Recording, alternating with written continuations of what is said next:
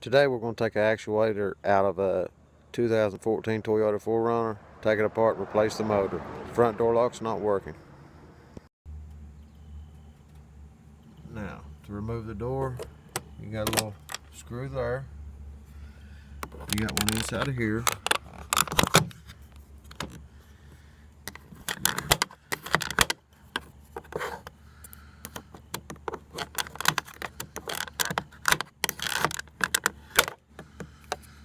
It's hard to hold this thing and do this too.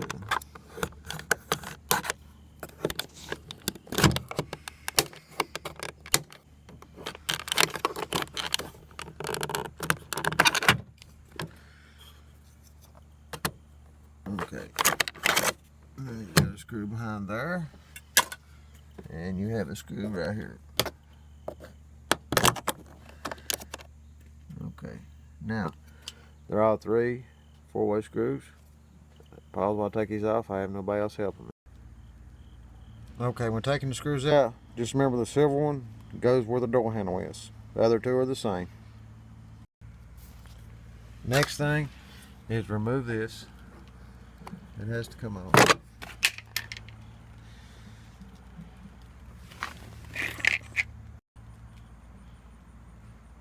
Okay, the next thing is this piece here. We'll just remove it. It pops right off there. Okay, now the next thing, on the bottom of the door here, you'll see a little panel here.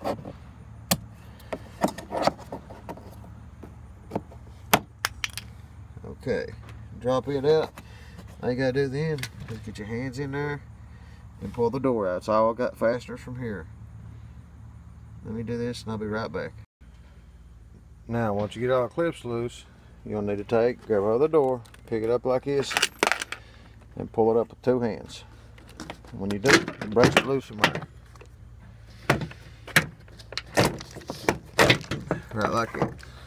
Okay, now, you have the door lever and a lock button here that's got to be unhooked. And you have the motor is right there. It has to be unhooked. Okay, first off, it's hard to do this by yourself.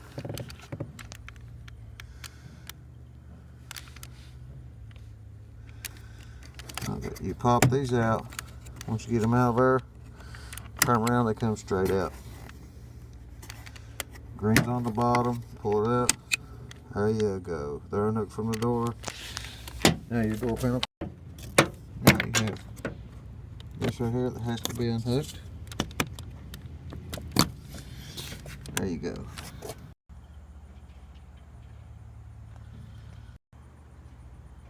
Okay, the next thing is to pull this down.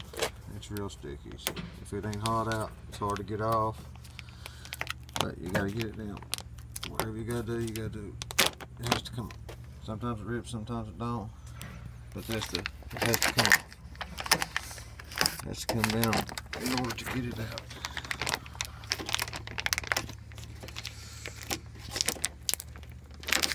And you can take duct tape or something and tape it back up so it don't mess with your barrier.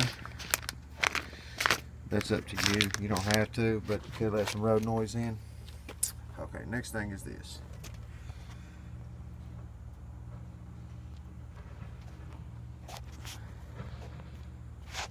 Okay. Now, we're looking back in here and you see that rod right there? That rod right there hooks into the outside door handle and stuff. Okay, on the bottom of it is what you got to get off. Hold on a second, I'll try to get you a better view. Okay, if you look right there, that rod right there actually goes in to the assembly. All you gotta do is pull it out and pull that straight down and it will go straight out of there. So now your actuator is completely unhooked from everything. Now bring it out. Now, to get it out without unhooking your window tracking stuff, all you gotta do is twist it this way. There you go. It's out of there. It's not hard. There's nothing, you know, major about it. It's the easiest thing to do. And while you're at it, go ahead and take your yellow wire off. All it does is snap up, pull it this way. Now it's out. Just remember where it goes. Now, once you got your actuator out, this is just a weather stripping. You have to remove it first. Okay, give me a moment. I'll come back after I do it. Okay, next thing to do is remove screws. You have one screw on this side beside of the electric hookup. Turn it over on the other side. You have one right here in the back. And you have one right here in the striker plate. So you have 3 screws to take out. Remember which one goes where, please. The screws are totally different size. The big one there goes in the front of the striker plate. The short fast screw goes in the back of the striker plate. And the other one actually holds the gear that hooks to the motor in place. It goes to the back side. Okay, let me get this where everybody can see this. Okay, the striker plate, the latch and everything, all you gotta do is push it straight up and it will pop right out. Now if you have any trouble at all, right there, the little white piece, that's got to come up out of there. You can stick a screwdriver in there like that and pry it up and it'll pop it right loose. Now once it's popped loose, come straight out. There's nothing that'll fall off, break or anything, so you have nothing to worry about with that. Okay. Now, next thing is, these all have to come off. You got a bunch of tabs around through here. There's all kinds of them, okay? You got to get all them loose with the screwdriver. Okay, and you can look at everything right here, how everything goes and stuff. It gives you an idea. Put it back together, it makes a big difference.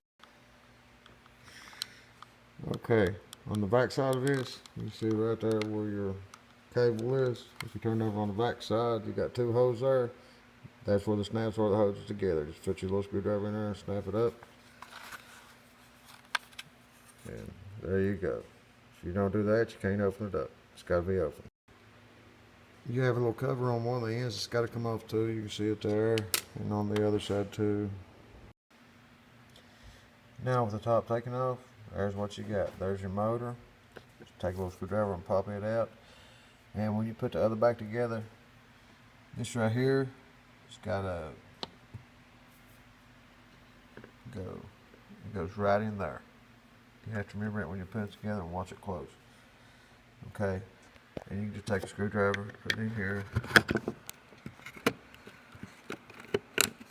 and just pop the motor right out. There you go. That's all there is to it.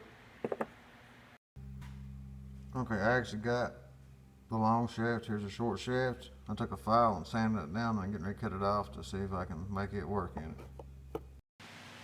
Okay, when you get it back together, make sure that this operates the lock properly. Make sure that this right here, this cable here, you should be able to push it in and out to lock and unlock the door. Okay, if that all works, you should be ready to put it back in the car.